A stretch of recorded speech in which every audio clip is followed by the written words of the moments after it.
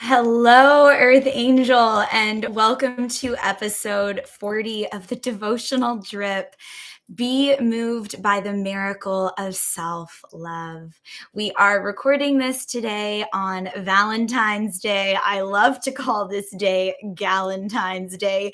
Give me all the red and the pink and the hearts and the mushy gushy energy any day of the year, honestly. And so I just want to provide this opportunity for us today on the Devotional Drip, whether you're joining us live or on the replay, to be in just some deeply radical self-love. Like, may we create space to be affectionate towards ourselves and kind towards ourselves. Something that I love to talk about in the Blood, Bone, and Honey multiverse is really like having our own backs and being our own besties. Not to say that we can't also have a beautiful circle and village of beloveds that we're close to, but to also just have this relationship with ourselves where we really feel like our own friends. And so in today's transmission of episode 40, Be Moved by the Miracle of Self-Love, I'm really feeling called to focus on this energy of like developing a deeper friendship with ourselves, developing a deeper intimacy with ourselves. Are you feeling hungry and thirsty for your own self attention and presence? Which is different than the energy of nitpicking and cutting ourselves apart and dissecting and trying to fix, but to really be present with ourselves, to create space to sit down and listen to the messages and the truth and the murmurings of our own hearts. So that's what we're going to explore in this episode of The Drip today. And if you're joining us for the first time, just a little scene setting and housekeeping, temple keeping for you. The Devotional Drip is a weekly personal development and higher self-embodiment coaching series to support creatives, leaders, visionaries, and lightworkers like you on their nonlinear journeys and devotional paths of healing, awakening, empowerment, radical self-care, and revolutionary self-love to support self-realization in relationship to themselves, their journey, the world, and their purpose work. My name is Sarah. I am a spiritual and somatic coach, a creative consultant, a photo witch, a dancer, a multidisciplinary artist, a devoted mystic, and higher self-embodiment doula, supporting visionary entrepreneurs, change-making creatives, heart-based leaders, and lightworkers like you through somatic, artful, playful, and sensual practices and portals into self-care that hits the spot. Self-care that feels like art, self-care that feels like play, self-care that feels like ritual, empowered self-healing, sovereign self-leadership, trauma-informed spiritual awakening, multidimensional self-expression, and higher self-embodiment. Here at Blood, Bone, and Honey, we believe that you are your higher self. Your higher self is not something that you need to become that's different than who you already are. Higher self-embodiment is a journey of peeling back layers of programming and conditioning to surrender to the sweetness, to the true nature of your soul. I believe that you are here to be a bridge between the humanity and divinity within you as we build that bridge on planet Earth and remember that we are sacred, that life is sacred, so that we can approach our lives and our relationships and our journey with that level of reverence and respect and devotion. If you find this video supportive, please like and comment with your biggest takeaways and revelations. And you can subscribe to the Blood, Bone, and Honey YouTube channel so that you never miss a drip. Following this drip, I'll invite those of you who are in the Blood, Bone, and Honey Pot membership to join me for a corresponding higher self meditation to support you in integrating, digesting, and applying what you received today in this drip. And if you'd like to join us in the Blood, Bone, and Honey Pot membership, you can click the link in the description or join us at Patreon patreon.com/bloodboneandhoney to explore our membership tiers and options. We also have yoga dance classes, restorative yoga flows, mind body centering chakra flows, a private Discord community, and a live monthly gathering with the Blood, Bone, and Honey Pot membership. So if that sounds delicious to you, feel free to reach out to me, check us out on Patreon, and then you can also go to bloodboneandhoney.com to see what else we are up to. So, breathing and settling into today's episode of the Devotional Drip, I actually am feeling the call to just pop on IG Live as well. I've been liking to double stream these drips and then save the replay here on YouTube. I'm also just decked out in some deeply potent adornment today. This is my husband's grandmother's necklace.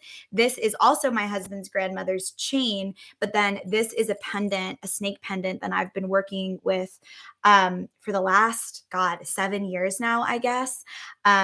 In my own personal journey, this snake has been such a talisman. I actually had somebody draw this snake on our wedding invitation, and it was this like sigil and symbol that carried us through that ceremonial portal. I've got some earrings on that my little brother gifted me, these little pearls many years ago, some sweet little daisy earrings from a girlfriend for Galentine's, and then this dress I have just worn in so many a self-love, self-initiation ritual. So I just felt like it was going to hold the codes for us today. And then this baby pink color always reminds me of the heart and of the crystal rose quartz and of the energy of the Divine Mother and Mother Mary and all of the holy names of the Divine Mother. And so I wanted to wrap myself in that today while offering this transmission, because I truly believe that my self-love journey has been deeply fortified through the relationship that I've cultivated with the goddess and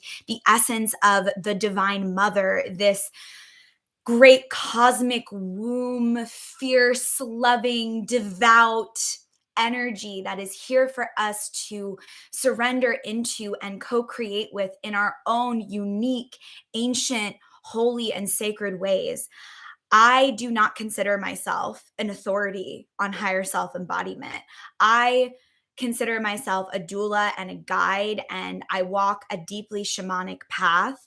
And I am here to support you in self realizing and actualizing as your own guide, your own doula and midwife and steward on your journey. And so, any language that I introduce that doesn't resonate for you, or if there's a way that you want to take what's coming through my channel and customize it to you, please be in your self authority, your self authorship around that. We do not need to be in spiritual conversations or conversations about the body or the divine or mysticism where someone's the authority and saying this is how it is. In the Blood, Bone, and Honey space, I welcome in all of the holy ancient names and ways and paths and the uniqueness of you and your wisdom, and the fact that I believe that you're a teacher, you're a light worker, you're a wisdom keeper here to shine and share your codes. And I'm showing up here to just help activate and point to the power that already lives inside of you.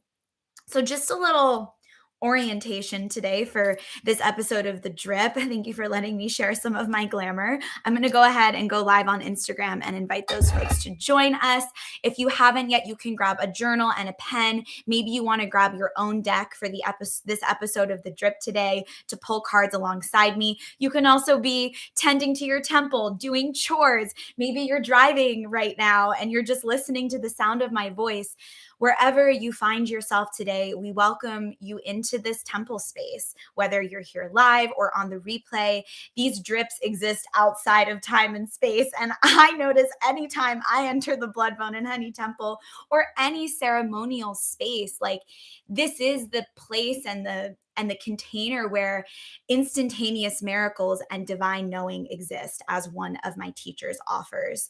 Ceremony is this place where instantaneous miracles and divine knowing exist. So let yourself get imprinted today. Maybe there's some new downloads, new textures of consciousness that just want to pour into you, through you, for you. And we are going to be in this energy of miracles today. So just calling that in. And remember to hydrate yourself. What an act of self-love, right?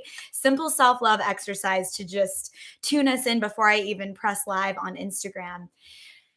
Water is intelligent. Here is a self-care exercise that costs no money and just a little bit of your time and intention and attention to the fact that life is a ever evolving ritual. We are actually always in ceremony. So that means miracles can exist in any moment. And the water is always listening.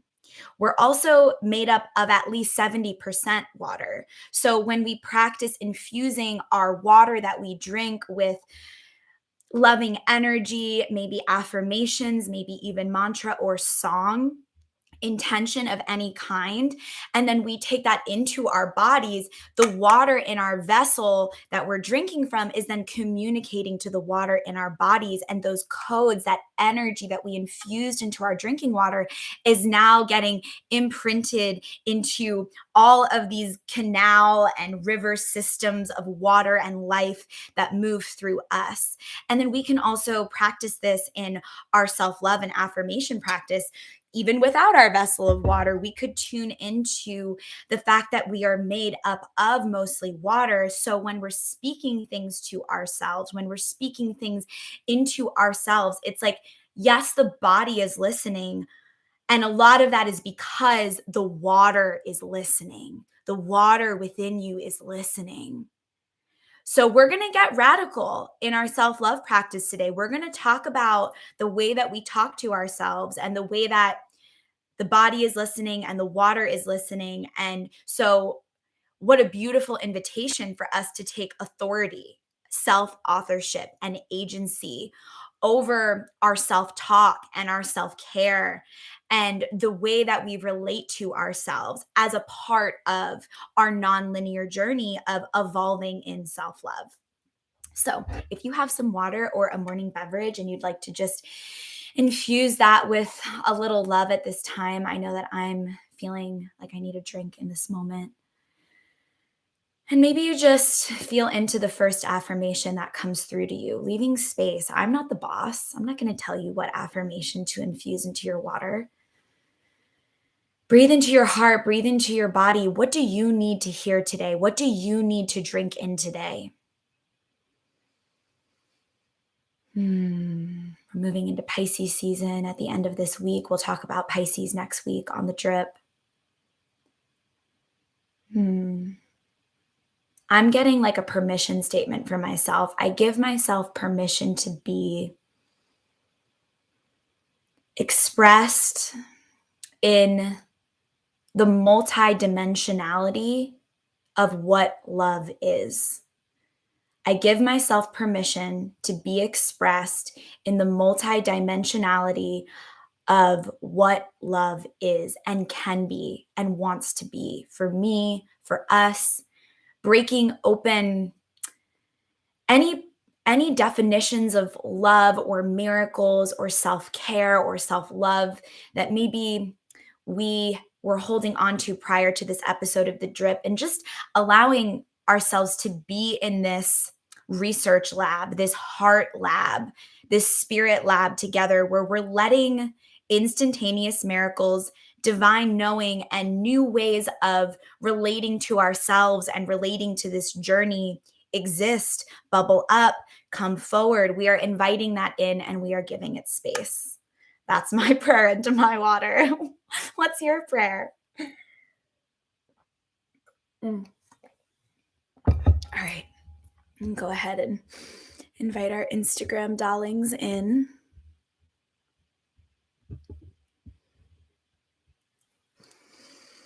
And we'll go ahead and get started for our first prompt for today. So I actually was guided to First of all, put on these yellow sunglasses. I was feeling like some deep solar plexus energy before hopping on today. And for those of you who are just joining us on YouTube and also on Instagram, we are in the energy of being moved by the miracle of self love. And I'm just going to write that on YouTube or on Instagram as well. If you want to type that at the top of your journal, be moved by the miracle of self love. That is the code we are in today. Welcome to my Instagram babes. Welcome to episode 40 of the Devotional Drip. Y'all, episode freaking 40.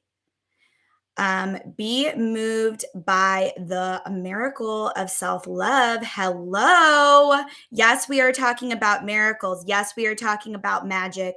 Yes, we are talking about self-love. Okay.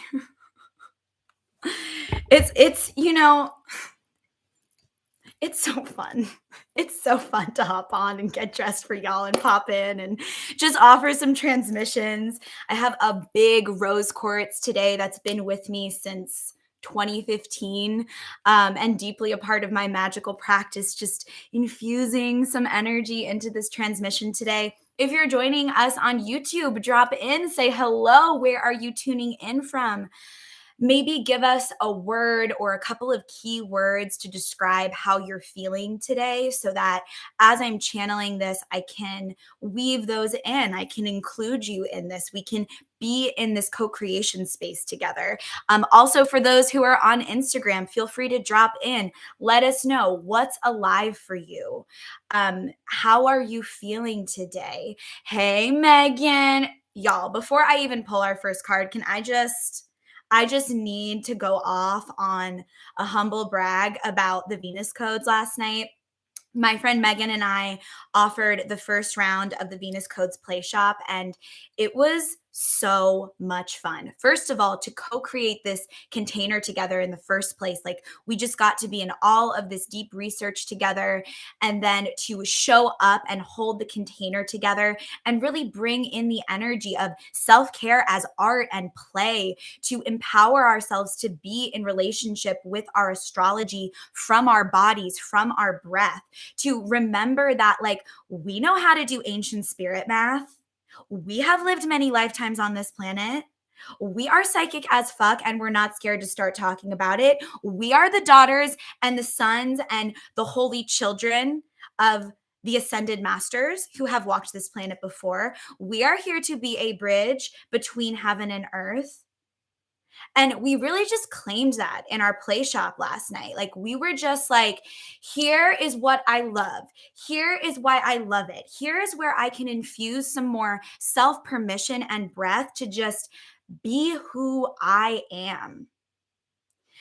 And what I know about coaching people in personal development and higher self-embodiment realm and business realm and creative realm and somatic realm and spiritual realm for the last however many years and lifetimes is that we need containers that have been intentionally created for us to be in the kind of self-inquiry that invites all parts of us front and center, not isolating and cutting off certain parts and only bringing the parts that are already all fluffy to the stage, but all the parts in pain, the parts that are grieving, the parts that need us to wrap them up in a swaddled savasana and breathe deeply into our pelvis. And that's the kind of work we're up to in the Blood, Bone, and Honey Temple. That's the kind of play that we allowed ourselves to sink into last night in the Venus Codes Play Shop. And that's what's just going to continue to come forward, especially as we are having this radical shift of Saturn into Pisces in March. And that is going to bring forward, I feel in my bones, like an even deeper invitation for us to like claim that our life gets to be play. It gets to be juicy. It gets to be delicious. we are the co-creators of our reality. So it's going to be this time of like radically and fiercely claiming, like, I'm going to get up every single day and choose to create pleasurable experiences for myself because I fuck with myself, because I love myself, or because I'm learning how to love myself. And again, before we even pull a card, let me just tell y'all a little bit about my self love journey. So, my background, without getting into the weeds, if we were going to use pathology, I definitely fit into the category of CPTSD, a whole host of trauma for the first 20 years of my life, pretty nonstop. And by the time I reached my early 20s, I'm now 30, exiting my Saturn return as Saturn moves out of Pisces. Saturn and Aquarius, gang, where you at? Megan and I have another yummy thing coming for Saturn at some point in 2023. But as this Saturn and Aquarius crew is now completing their cycle as Saturn moves into Pisces, like that whole first 20 years for me was a really intense ride of learning how self-abandonment can like really wreck a life. And I would say at the root of a lot of my complex trauma, self-abandonment is a texture that I'm really deeply invited to look at and be with. And I don't need to go into the weeds on that to just speak like the realness of that into the space. Like, let's talk about self abandonment. Wh- how are we going to talk about self love if we don't talk about the realness of self abandonment? And like, fuck, like how deep that hurts. Again, if we were going to use pathology, in my like early 20s, I would say I had a codependency awakening. And then that awakening just rippled through my being, I would say until about 27. And then when my Saturn return really started kicking into gear, that was sort of the theme. That was what was up for me. And it's interesting because I also feel like I'm here to teach about sovereignty. And that's just on the way that our souls are so intelligent. And if our little souls claimed that we wanted to come here to be activators, to be light workers, to be creators, then it would make sense that we would be brought through certain initiations that would line us up, have us live through certain experiences that would initiate us into the depth of wisdom that we need in order to offer the transmission that we feel called to offer. So I don't think it's 11:11 right now. I don't think it's random that I lived through all this complex trauma. I had a deep thing around self-abandonment, a deep thing around codependency, and now I'm here teaching about sovereignty and self-love and higher self-embodiment. Like, because I'm teaching from my body, because I'm teaching from my wisdom, because I'm teaching from lived compassion. So as I speak this into the space, what's that activating inside of you? Like, think about all the things that you've lived through in your precious life, in this life where you get to be this version of human. And maybe just bring your hands to your body in this moment as we tune into that.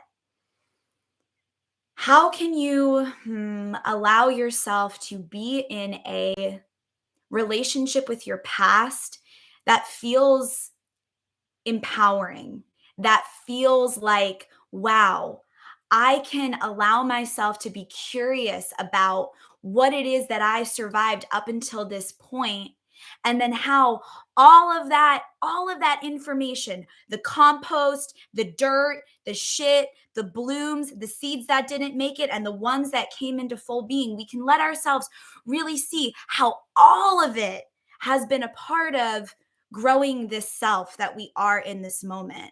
And again, if we're going to talk about self love, then we can't leave our past selves out of the conversation. We can't cut parts of ourselves off. Like, we've got to allow ourselves to be big enough to hold all of us, all of the parts. all of multi-dimensional. What does that mean? What does it mean to you to be a multi-dimensional being, to have different dimensions inside of you, to be able to relate to yourself from different dimensions, different points in consciousness, different perspectives? I know that I most certainly can relate to myself and my life from the dimension of hell within me, or dark dimensions that feel like they have no oxygen, no resource, no space, dimensions inside of myself that feel addicted to suffering. When I'm in that dimension and I'm seeing myself and my life and my relationships and my purpose from that dimension, it feels like I'm cut off from oxygen. Do you feel that way sometimes? Like when you're seeing things from a certain perspective and you feel just like cut off from oxygen. That's because that dimension and that perspective is farther away from the source of creation. And what's our first anchor to source? What's our first option in our somatic toolbox to disrupt a negative looping thought and rewire a neural pathway? The brain is like clay. Rewire a neural pathway to something more positive in our psychology, not to bypass, but to create a more spacious and loving experience for ourselves. We can do that. Like we can quite literally be in a certain perspective, be in a certain dimension, be in a certain realm, notice the lack of breath, introduce breath, stop that neural pathway, choose a new thought, change the feeling state in the body, and create a deeper space for ourselves where we have more options. So maybe, I know grief is up right now. And I wouldn't be a higher self embodiment doula if I wasn't also a death doula and a grief doula. And my Venus is in Pisces, my Mars is in Cancer, my Venus is in Pisces in the fourth house. So I got a lot of fire, I got some earth, but like, let me tell you what, I've got some water. And on a recent journey that I just did with some of my sisters, I just found myself in a state of like really needing to grieve a lot. And as I was grieving and allowing these tears and this water to just pour out of me, what I was able to get in touch with was like, yeah, my fucking grief, dude, that shit feels bottomless. And my connection to divine love and love also feels infinite and bigger. Because guess what? Love birthed grief. Grief is a response to the fact that divine love is at the center of everything. So they're two sides of the same coin. Babe, if you can get in touch with the depth of grief within you and you like let yourself fucking go there, that is evidence for you in where there's this depth of love that's also just waiting for you to claim it. And like, I don't know, I've rarely been in a practice of radical self-love that's deeper than holding myself while grieving. And then getting to that point in the grieving process where I can't hold myself. And like I'm literally just fucking collapsed. And I like need the mother, I need the earth to hold me because I don't want to do it on my own. And I think that's that moment of just surrender into like the source that we come from that allows our self-love to be connected to like a deeper root. Like we don't need to just conjure self-love in our ego from this sort of like disconnected place from the body where we're just like repeating self-love mantras and acting like everything's all gravy.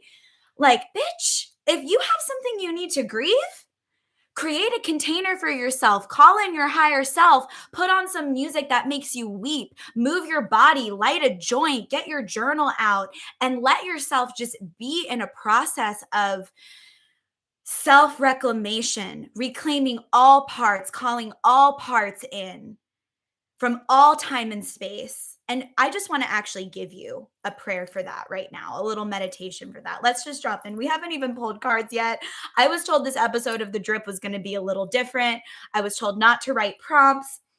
I was told maybe there wouldn't even be 7 prompts. Maybe there would just be 1 prompt that we're working with this week. So I'm going to let that move through. But right now in this moment, I'm intuitively feeling called to invite us to drop into some practice. So if you're doing the dishes or you're doing some chores or you're moving about your life, you don't need to close your eyes or even necessarily be in like a quiet space to receive this. You can just receive the words, you can receive the invitations. And then if you're joining us on Instagram, there's always a replay of the devotional drip on my YouTube channel. And I'm just Blood, Bone, and Honey on YouTube. And you can join my newsletter at the link in my bio on Instagram to sign up for the love letter.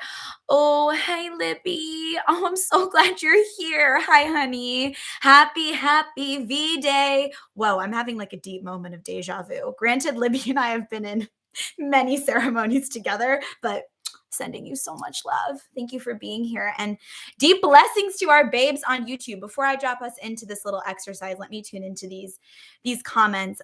Megan said, I was at the spring gathering my water for the day. Like, hold on. Megan Rising on Instagram, go find her. She said, I was at the spring gathering my water for the day when you started talking about infusing our water. My affirmations in the water today are, I am healing and I am a healer. Say it with us. I am healing and I am a healer. I am healing and I am a healer. I am healing and I am a healer. I am healing and I am a healer. Thank you, Megan, for the codes. We have another Dear Earth Angel in the comments saying, about to embark on my own Saturn return journey, as well as my nodal reversal all year. Woof! Cycling and recycling, rinsing, draining, composing animal. Wow. Yes. Okay. So there is something special coming up that Megan and I are going to be offering around Saturn.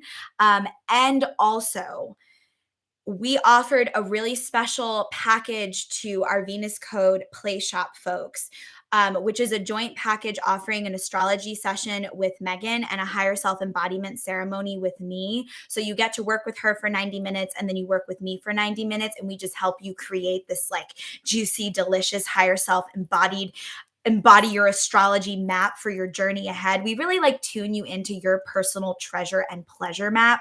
So if anyone listening here is interested, since you're in the Godsip circle right now, reach out, send me an email, send Megan an email, and we'll get you that information. And we are really looking forward for all the things that we're going to be co-creating together. Okay, let's drop into our practice. We also have this wisdom drip of don't love yourself in public because you will be arrested. There was a guy who got caught loving himself at Burger King and he got into big trouble, so be careful. Yeah, interesting. Well, I don't think that's the kind of self-love that we're dropping into. Although, I don't really think there's, well, how do I want to say this? I think that I lived at a time where there was like public bathhouses and like all kinds of like play parties just happening on a daily basis. Like in my truest, true of hearts and in my soul, I feel like I was like some kind of like temple dancer, priestess in a past life. So, everyone can be in their own flow. No judgment here. Let's drop into some practice together. So let's just let our ears open to any messages that our higher self wants to pour through. Maybe our inner lover, if you were with us in the Venus codes or relate to that language. Let's let the heart be soft. Let's let the shoulders drip away from the ears. Let's take a breath and just say hello to the bones. Like if you want to bring some just tapping to the body, any just like self-touch to say, hello, body, I'm here. We're here. Hello. My teacher, Nina, offers sponging the body to just wake up the tissue, say hello to the life force. Hello, body. How you doing today? You can bring the hands to anywhere that need a little bit of self-touch and infusion of permission and space. Maybe you bring your hands down to your lower belly and give your little belly a couple circles to the right and to the left. And let's see ourselves surrounded in a beautiful, I'm getting like an iridescent, bubbly orb of light today. Like it's all the colors, this bubble like orb. So there's this container that holds us, but it's also malleable. Like we can reach in and out of it. Our boundaries in our container can be as fluid as life itself is. We don't need to dig our stakes into the ground or build these hard walls. We're safe to be radically soft and strong at the same time. So breathe into this iridescent orb of light around you and then let yourself feel into the edges of that. Let the edges of that orb be really just soft and spacious, flowy like water, held within. I'm also now seeing this like molecule of water. So if that resonates for you, let yourself just be held within this resourced, iridescent molecule of water. Inhale, breathing into this watery essence, imprinting it with your energy. And as you inhale and extend your energy out, let it fill your body, let it fill the space of the room or the place that you find yourself in.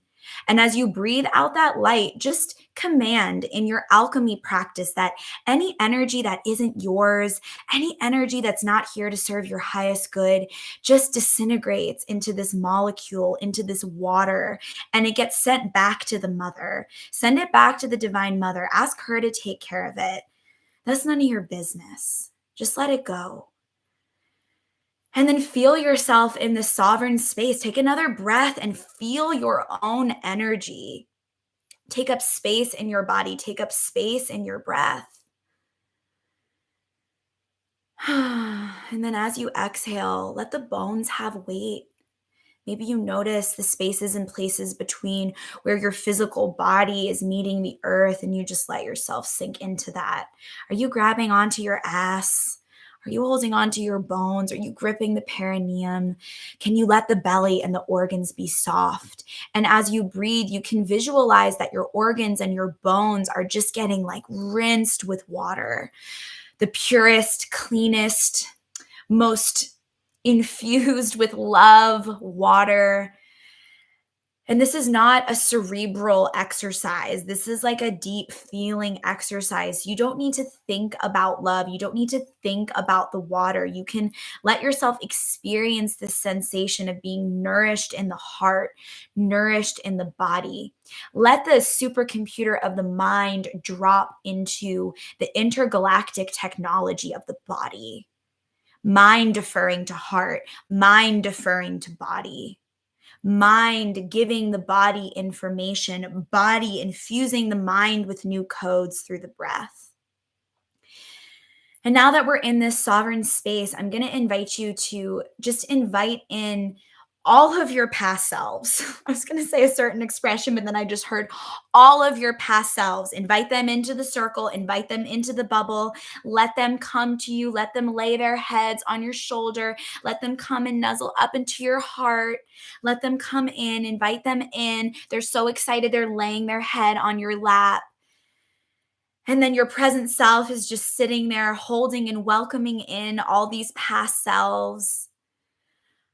Breathing into the past self, breathing into all of the past selves, welcoming them in, thanking them for their devotion, for their bravery, for how they were a part of you arriving right here, right now, in this moment.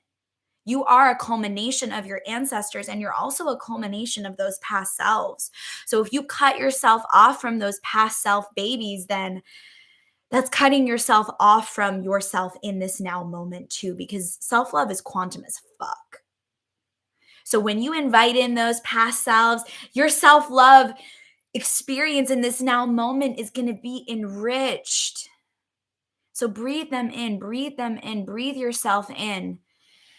And then let's call in our future selves. Let's call in like a really juicy expression of the future self. Like it's this vision of self that you're like really just fucking ready to give yourself permission to be. because you're already that version. You're just in this process right now of peeling back conditioning and layers so that you can fully allow yourself to pour into that version. And maybe there's some things that need to happen in divine process first. Maybe there's some reshaping by the goddess herself that you're being brought through in divine timing and divine process before you arrive there.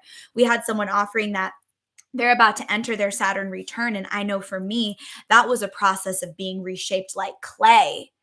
As many times as the divine mother herself and my higher self prompted me from the inside out to let myself melt and be reshaped, melt and be reshaped.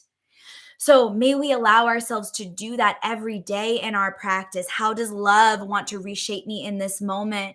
A mantra that Megan offered me. How would love have me move? How would love have me be in this moment on your journey? How would love have you move as you scoop up those past selves? And how is love inspiring you to give yourself permission to be in that future self vision? Your future self is also your higher self. Fun little exercise to play with there. Quantum self love transmission today. So, really letting yourself see that future self version, not as some fucked up version of capitalist comparison, like you're not already perfect and beautiful and wonderful and amazing. We're not calling in the future self to like compare ourselves to that. We're calling that in to allow ourselves to be our own fucking expanders. Be your own expander. Call in that expression. Let yourself see that expression, breathe into that expression, and practice trying on that expression today. From this moment forward, breathe them in. If this grand cosmic theater life is a stage and we are all players in the ever unfolding theatrical production that we're all a part of, try on your future self. How do they feel in your body? Your future self is going to require you to also like really fuck with your past selves. And that's why we are talking about being moved by the miracle of self love on episode 40 of the Devotional Drip. Are y'all ready for some cards?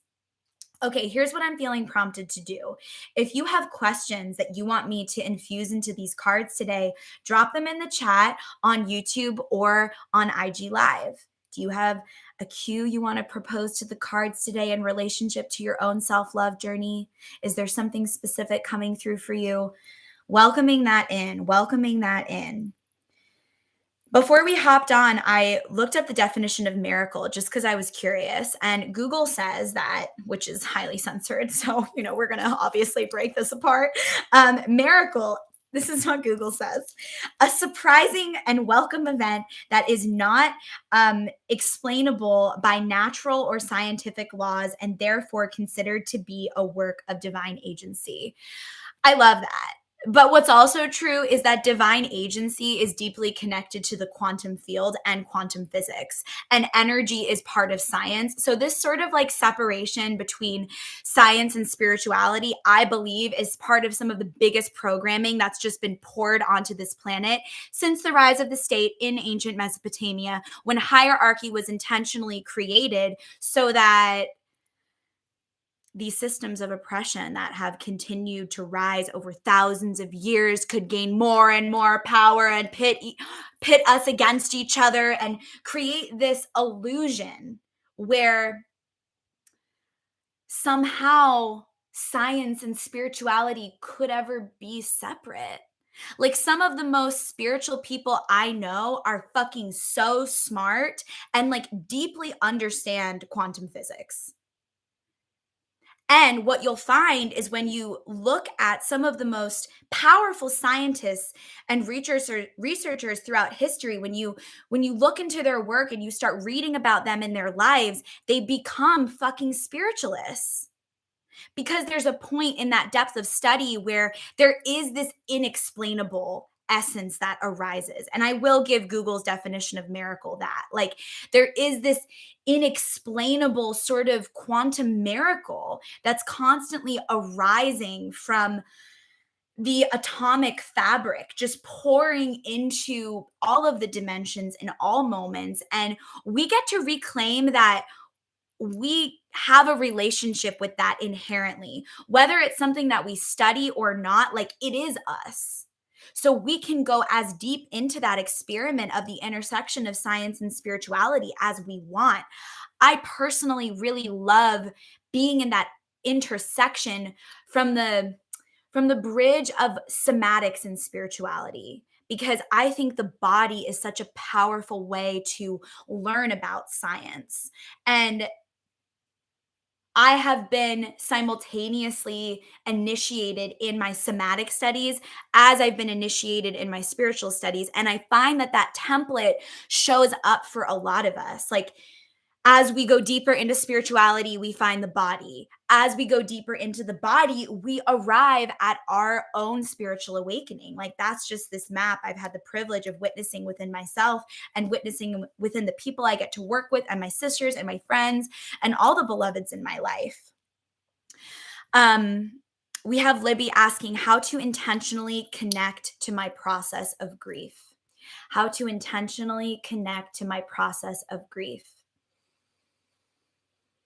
Hmm.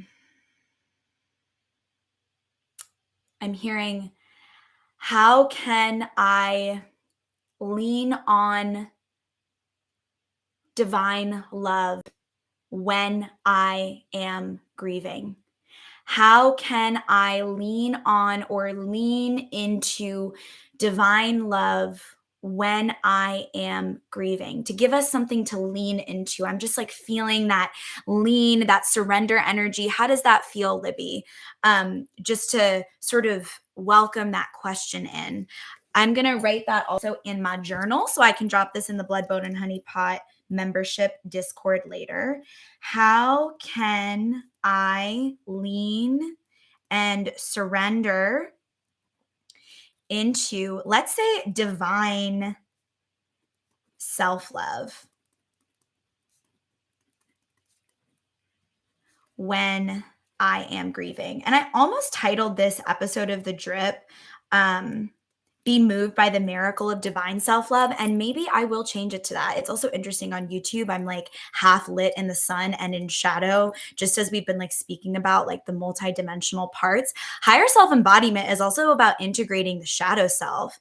And that bee has some codes about grieving. And even before I pull a card for this question, I'm seeing this journey of Anana to the underworld to reclaim her twin sister self. Like, she's willing to go to the underbelly emotions. She's willing to just dive in and make love to that monster of grief. And I'm like seeing this like goddess like making out with this like sort of like grief monster, and like the tongue is entangled and the teeth, and there's this kind of like ferocious love making session that's happening. And I really feel like, in my experience of my Saturn return and going to the underworld and like surrendering to divine love in a deep state of grief, is like there's this kind of ferocious like divine love making that wants to happen in that underworld process. Like, it's not pretty, it's gnarly, and like the sounds sound like growls. And it's like, I think from that deep belly growl resonance place, it's kind of like when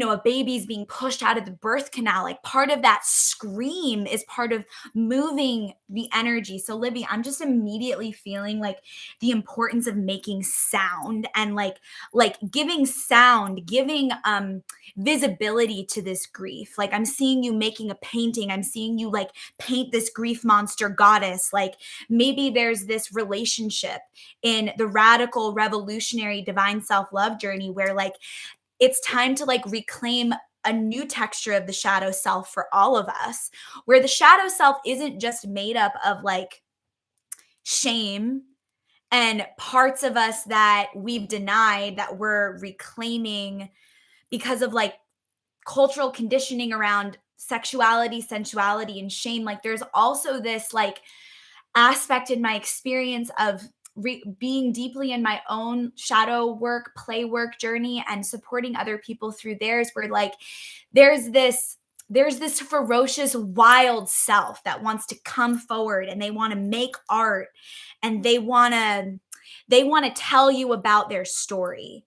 I think i think one of the most powerful things we can provide ourselves with when we are navigating grief is to tell our story, to anyone who will listen, to people who we trust, to make art about it, to let sound come out about it, to um like transfer that energy from our body into a different space and place, which always happens anyways, right? And unconsciously, this could show up in the way that we're in relationship, or maybe we don't allow ourselves to be expressed or something like that. Like I find that a lot. Like if I'm not letting myself grieve something and I'm upset, I don't want to fucking create shit, especially if I don't feel like that grief can be a part of it. But the moment that that grief, that deep feeling feels like it has a container where it gets to be honored, in my experience, that's the moment where the alchemy starts happening. So, returning to this question, how can I lean and surrender into divine self love when I am grieving? Thank you, Libby. Thank you. Thank you for your wisdom. Oh my gosh. I'm so into this energy of like co creating spaces together right now. Like it feels like Aquarius season really just tapped me into that in my own work. And I feel like that's where we're being called right now as light workers and earth angels and creatives and new earth entrepreneurs and visionaries. It's like, who do you want to create with?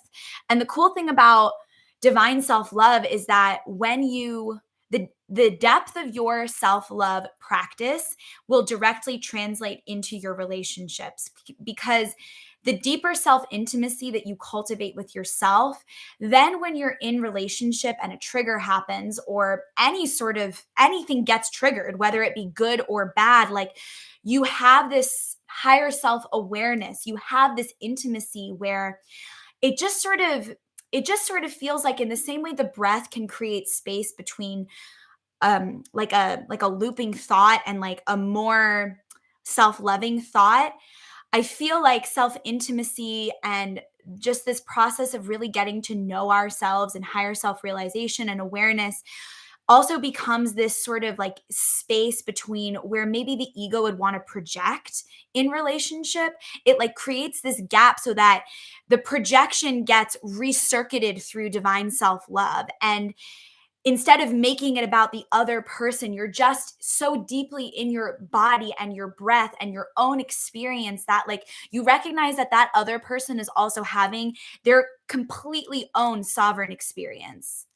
And I've been saying this a lot on the drip, and I will pull a card for this question in a moment, but it's felt really important to speak this. We do not need to agree with each other. You don't need to agree with the people on Instagram or YouTube or wherever, or TikTok. You do not need to like fully resonate in order to show up in relationship. Like I'm getting like, let there be divine tension. And of course, if you find yourself in a space of like, this relationship isn't just creating tension, like I'm fully collapsing in this and I don't have space, and like I need to like set some sacred boundaries and like breathe into that bubble circle and breathe into my own sovereignty, because this person is wild in the fuck out and like that's just not my business and I'm gonna need to you also have the right to do that too. And that's that shadow self reclamation. Like, we're not bitches for setting boundaries, for wanting to make money, for wanting to be seen, for wanting to be powerful, for showing up in our true, authentic expression, for saying what it is that we mean and think and feel and want and fuck with and don't fuck with. And when you give yourself permission to not agree with other people, then you'll give other people permission to also not agree with you. And then all those things you were maybe scared of saying or showing or sharing or shining into the world, that gets obliterated through your own self-realization process. And that's on higher self-embodiment, which, God, I have so much fun on these drips. And it took a whole lot of self-love to get here, to just like, hey, I'm not an authority, but here's what I think. Here's what I see from doing this work with people every single day for at least a decade and probably 10 lifetimes or something like that. Here's what's up. And you know what's the most miraculous part of this process is I then get to learn through my clients every fucking day. Every fucking day they teach me, or I will get prompted to hold space for someone in a certain kind of way. And then that will like up level my whole offering, because we are here to be in co-creation with each other. and full permission to like find yourself in a new little earth pod and then hang out there for a while and then pop on over to another little space, see what they're up to over there, and then pop on over to another little space. Like permission to be fluid, permission to be a shapeshifter, permission to be like someone said on Instagram, I think this was Lindsay Simsick a couple years ago, like you don't owe people continuity. You owe yourself authenticity. And if that authenticity disrupts some kind of continuity, then may it be so. Then may it be so. If you're joining on YouTube, I'm seeing that it says my connection is unstable. Just let me know if there's some weird stuff happening there. We are still fully live on Instagram. So I'm gonna let that go for a second. All right, let's go into our first prompt. And maybe this is our only prompt today. I don't know. We'll see. Do you have a prompt? Do you want a card pulled around something? The topic again is be moved by the miracle of divine self-love, updated by our dear Libby and their prompt on Instagram. Thank you, Libby. Okay. Reseating, re-anchoring as I'm gazing up at the sun. How can I lean and surrender into divine self-love when I am grieving? How can I lean and surrender into divine self-love when I am grieving? So how can this collective of earth angels and light workers lean and surrender into divine self-love in the midst of a lot of grief, in the midst of a lot of transformation and I'm getting like uprooting, rerooting. I'm seeing like plants being repotted. How can we lean and surrender into divine self-love when we are grieving? Ooh, this is interesting. Star Brothers, Horus energy, protection, loyalty, safety, and trust. I'll show this on Instagram, and then I'll also show this on YouTube. I'm feeling called to read this description from the Starseed Oracle deck. Star Brothers, Horus energy, protection, loyalty, safety, and trust. I love that the energy of loyalty and safety and trust is coming through. That's feeling very earth chakra. That's feeling very like connect to the earth. That's feeling very like self-belonging in texture and essence. How can I lean and surrender into divine self-love when I am grieving? I think that first little texture is like, I belong to myself first. Maybe just try that on before I even read this passage. Like speak it out into your room. I belong to myself first. I belong to myself first. I belong to myself first. I belong to myself first. Here's what the brilliant Brene Brown offers in relationship to that shame researcher. When you belong to yourself first, you will belong wherever you are. When you belong to yourself first, you will belong wherever you are. When we're in a process of dismantling shame, Brene Brown has done so much research on this. Highly recommend her work. It's going to require us to be vulnerable, to be vulnerable with ourselves, to be vulnerable with other people. That shame, that guilt, that grief can only begin to be dismantled. I'm seeing disintegration specifically. And then I'm seeing this image that was offered to me from this amazing TikTok reader. Y'all, I love my TikTok readers. That is like part of my daily ritual is like looking at my little TikTok readers. I love them so much. But she was offering like, she was seeing this image of the tower, and then she was seeing this image of the tower like folding in on itself. And I wish I could remember her handle because I would shout her out right now, but I'll just trust that Spirit's going to lead you there. The tower was like folding up into this like neat and nice little, like I almost saw it as like a new garden bed when she was talking about it. So I feel like there's this new tower energy also coming forward. Like if we're talking about grief, we're talking about leaning and surrendering into divine love when we're grieving. Like there's that tower energy, there's that death energy, there's that compost energy. And maybe like in this grieving process, the reshaping thing is coming in again. There's kind of this uncomfortable reshaping that's happening for us in consciousness right now, where we're being invited to like be a little more comfortable with the reshaping process, like letting ourselves be a little more uncomfortable in that process. And what is going to be required for us to really like drag and breathe into that? Protection, loyalty, safety, trust, trusting ourselves, trusting our path, being willing to embody the faith in the divine unfolding. Just like really like claiming, like, I am going to believe starting today, or I'm going to reinfuse this belief that it is all happening for me. There is not like, if this life is a waking dream of our subconscious just imprinting onto physical reality, which is what the ancient yogis teach us. If this life is a dream with our subconscious mind just constantly kind of weaving into our reality, and then the other parts of the brain are co-creating with that, and then it's coming through the vessel of our bodies, and then we're on this planet and in this dimension where form is really dense and there's a gap between thought and manifestation, so that we can really like claim power over that process, then we want to let ourselves be in the container energy, in the gap energy, in the space between the thought and the thing manifesting. And what's in that space is the feeling. And if you're in an ocean of grief right now, here's what this card has to offer you so that you can lean and surrender into divine love as you are grieving.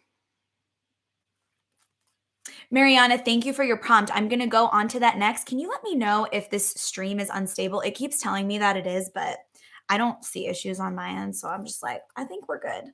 And if so, I'll hop off Instagram and y'all can join us at the last link in my bio for YouTube. Let's find our star brothers.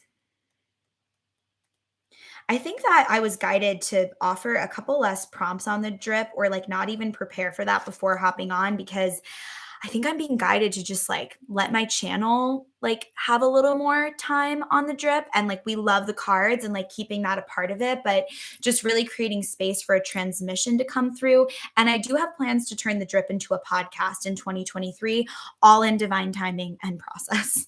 But just interesting that that's getting seeded. And I love sharing my process because I love to like peel back the curtain, be like, come to like freaking dress rehearsal. Not that this is dress rehearsal, but kind of.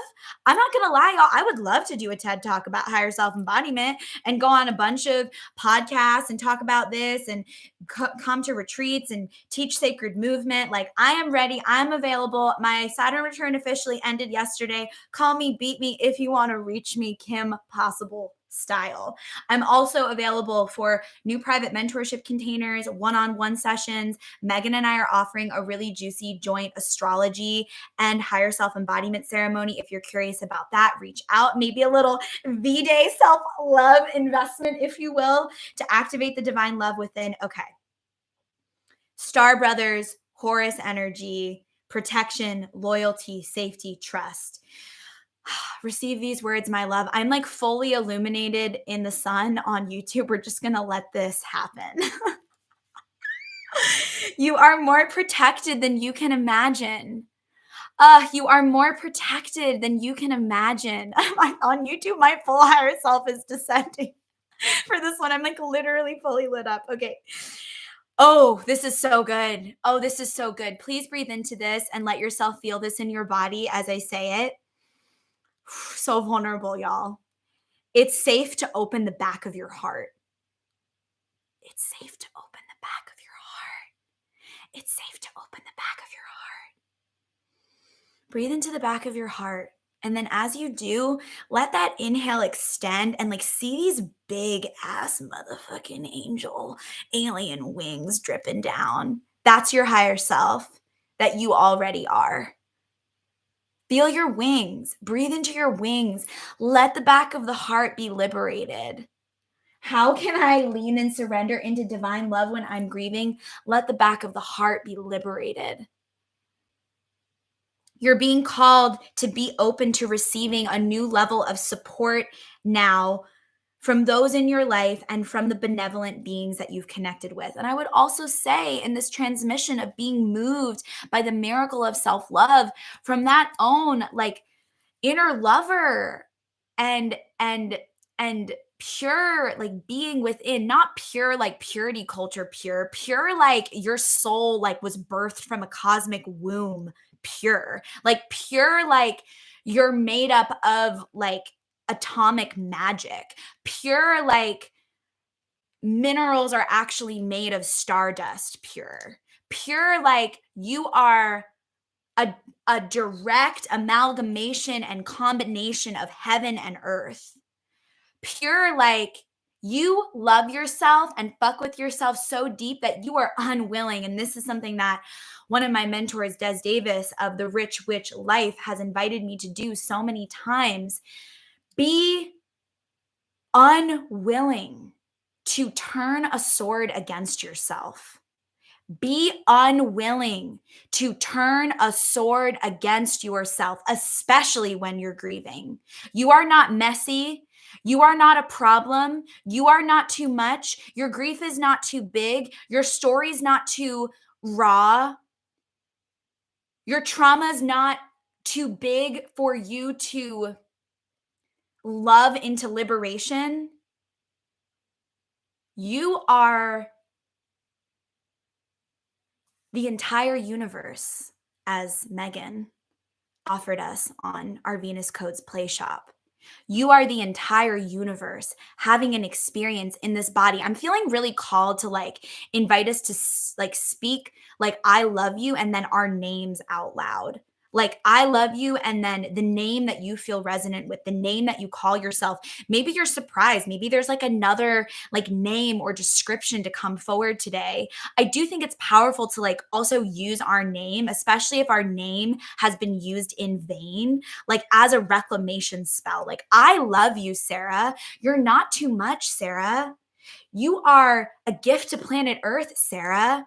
You are a healer, Sarah. You are an artist, Sarah. What do you want to speak into your own being? I've heard the opposite of all of those things so many times in my life. My little brother just joined. What's up? Hey, honey. If you have a little prompt for us for the drip today, please drop it in the chat. I'm pulling cards. We're talking about me being moved by the miracle of self-love. Matthew knows. We live through it together. We are cosmic twins. Also, my birthday is January 9th and his is the 18th, and we literally look like twins. Matthew and I, let me tell you what, our life, our childhood was intense. Our mom was in congestive heart failure for 10 years. There was so much shit in our family, so much ancestral trauma.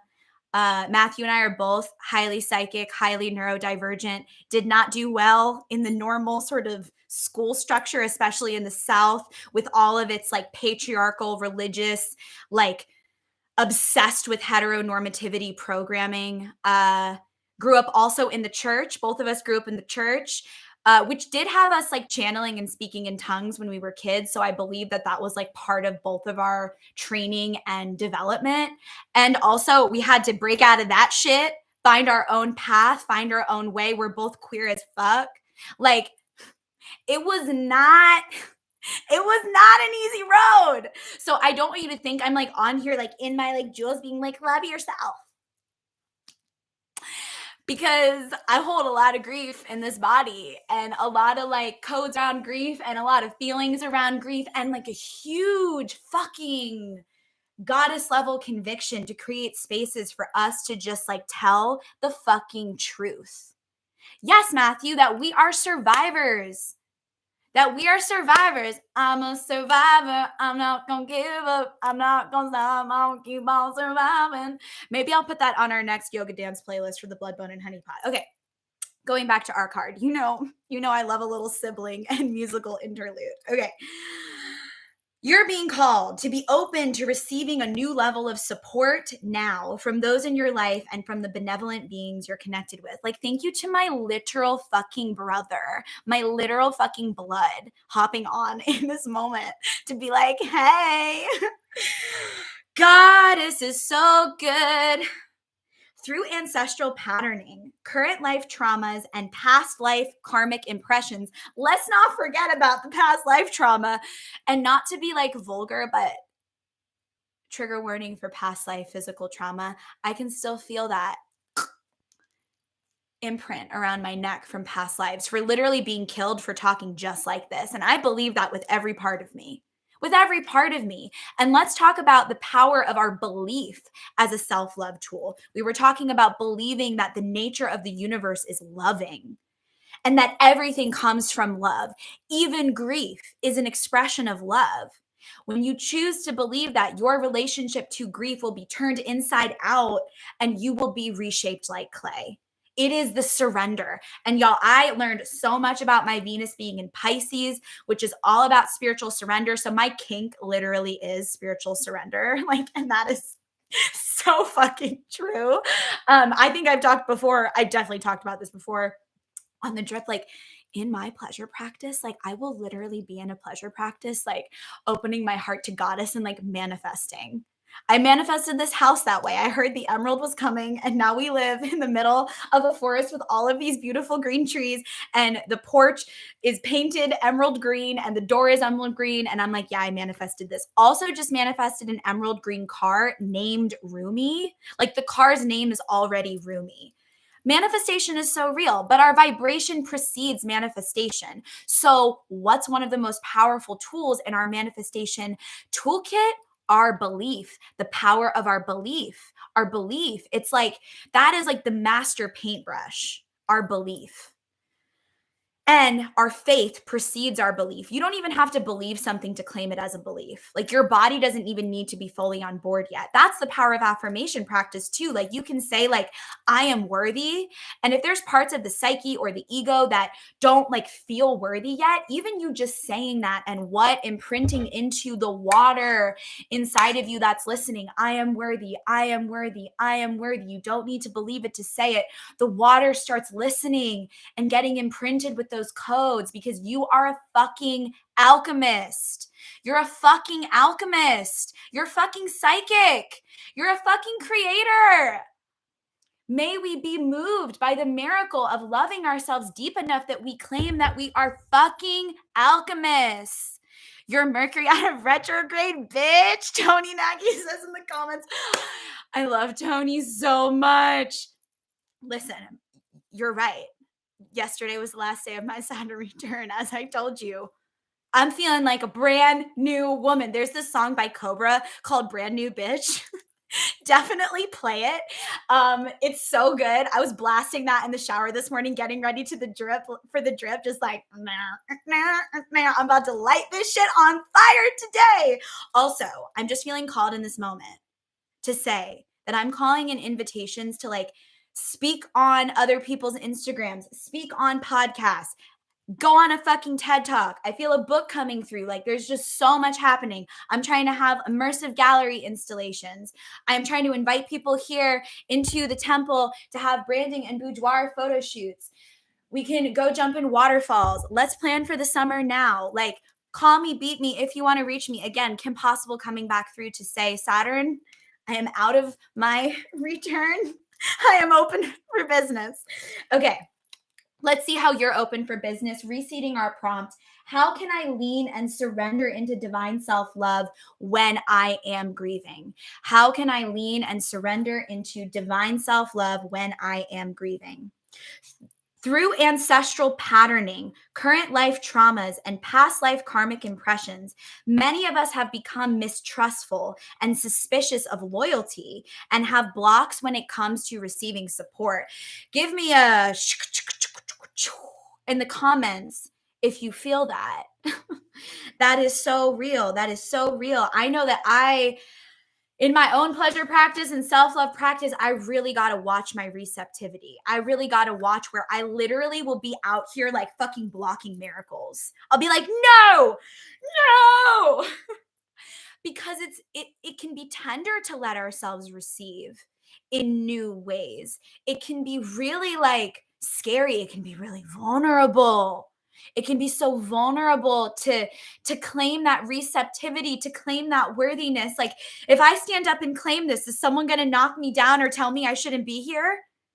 Truth, someone might fucking do that. That shit has definitely happened to me. It definitely will happen again, especially if I'm calling in new opportunities like this. But that's part of it. That's part of it, right? Because in that process of falling down, we talked about this last week on the drip, just like a little being learning to stand on their legs, that falling down and getting back up and falling down and getting back up, that's creating new memory in the tissues. It's creating new tone. It's creating new mind body connection and spirit. You're creating new imprints. And another card that I pulled at the top of this year that just felt like it was going to really move through. Actually, there's a couple that I pulled at the top of the year that were like theme cards, were make mistakes, retreat and recharge, and resurrection. Make mistakes, retreat and recharge, and resurrection. So, in this process of learning how to love ourselves and learning how to love each other better as an extension of that, because those two things cannot be separated, it's like, I'm going to make mistakes. I'm going to fall down. It's going to be a process. Part of that falling down is about me being reshaped in order to stand back up again. Part of that falling down is actually necessary in order for the reshaping to happen. If I fall down and I need to retreat and recharge, because this life can feel really fucking intense sometimes, I'm going to be in my divine right to create a self-love cave and nest for myself to be in my grieving process. And that's like a very real practical thing that I do as a part of like my grief practice. Like, I do have a grief practice because I have a lot of fucking grief and anger inside of me that needs to get loved pretty consistently. Because that's just my truth. So what I'll do is I'll usually build a fire because I like to like bring in the elements. I got a wood fire stove. Love that, babe, so much. Or light a candle, put out some fluffy blankets, make a nest, get a pillow, blast some music. Create a self-care nest for yourself. Like, all the blankets, have the water, have a snack, have some herbs you can burn. Like, set yourself up, create like a little love temple for yourself. And if what's coming forward is grief to be moved, then that grief is like, bitch, now I have space. You're not trying to get me in the 5 minutes between this thing and that thing. Like, you just created a 3 to 5 hour grief portal for yourself to just be in that. And then maybe the paints are coming out, or your tool of artistic and somatic expression are coming out. Before you know it, you're pulling cards. Before you know it, an affirmation for your higher self is coming through. And then a new offering is moving through the channel. And things start moving again. I think what's so interesting about grief is when we somatically feel into it, it's so heavy. It's heavy, like depression. Like, it literally weighs us down. And then something I learned in somatic training is that depression signals when there's like the nervous system can also be underactivated, which is interesting. We talk a lot about overactivated nervous systems, which is that like fight or flight, sort of panic, resonance, frequency, this overactive, this hypervigilance. But then there's also underactive states that the nervous system can go into. And as someone who has experienced both panic attacks and anxiety, as well as depression, and then been in somatic study very intentionally around that, like, the energies do feel different. So you can also do a little inventory with your breath and just be like, where is my nervous system at? Where is the being at? Am I in an underactivated state right now? Am I in an overactivated state right now? And we're looking in the nervous system. One of my teachers, Nina, talks about, instead of regulating the nervous system, we can titrate the nervous system. So we've been talking a lot today about being made up of mostly water. And so our nervous systems are going to need to be titrated. Like, this flesh body needs to move around. It needs to remember that it was a sea creature. And we need to be in that fullness of our divine self-love and divine self-knowing to really let the fullness of the human relax too. Because the animal self came from the sea creature self. You know what I mean? So like, we got to like breathe into that. And then the sea creature self came from the cosmic self. And then the cosmic self came from the great cosmic womb. Not to like get rudimentary with it and like, you know, simplify a very like multi-dimensional, multi-galactic process. But it's like, I'm just feeling the need for all parts to be welcomed. I'm feeling and I'm seeing anyone who this is resonating with, like me. I'm feeling like this Saturday night, very specifically, or maybe you have space tonight over the next couple of days to like block 3 to 5 hours off for yourself. Make a playlist that like really taps you into like your vibe, like your songs that sort of like signify like the anthem and the journey of your life. That song that I did an Instagram reel to last week with the 17 self-love affirmations, y'all, my mom, when she was in the midst of congestive heart failure between two open heart surgeries, this was between when I was 5 and 10 years old, or actually, no, 5 and like 13 years old. She was in that state. I think I was probably about 7 at this time. We were living with my grandparents in Florida on Sanibel Island. My parents were in the middle of getting divorced, and my mom was so fucking sick. She had a surgery at Duke. They didn't get all the scar tissue off of her heart. So then her heart was just like in this perpetual state of congestive heart failure. And there was like constriction of blood flow, and blood flow wasn't able to move to her heart. So it would all pour into her legs. And then, trigger warning for anyone who gets a little shoo around blood, like her veins would like open and bleed from her legs. And starting at 5, I was like her main doula that would bring her to the bathtub and help her clean up the blood and be present for that depth of just like real physical experience. And the song, the Natalie Merchant song, Wonder, was like her fucking favorite song. And she would just play that song and she would blast it. And she's a Pisces sun.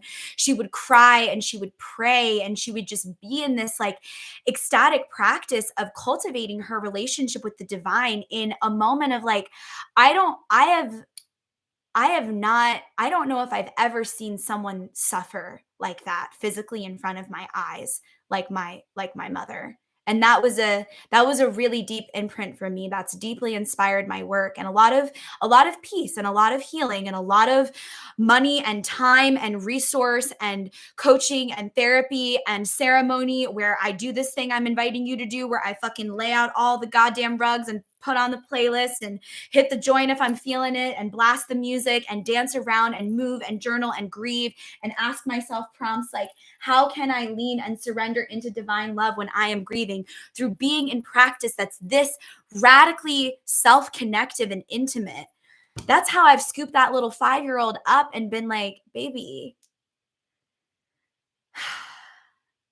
you lived through a lot.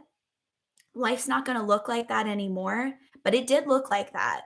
And that did happen. And it was that bad. And it was that hard. And it was that intense. And I feel like I'm not just speaking that into the space for me today. Like, if you need to scoop yourself up and be like, yeah, what the fuck I lived through, and maybe you're still living through it right now, was so intense, was so real. Like, it was really that bad. Or like it really feels that bad and raw and real and alive and inside of me in this moment. Like, what do you want to do about that? You can do a bunch of things to shut that down. We have all those options. Valid to choose that. I'm not here to tell you what to choose. You can also choose to lean in to that place. Let's see what else this card has to say to us about that.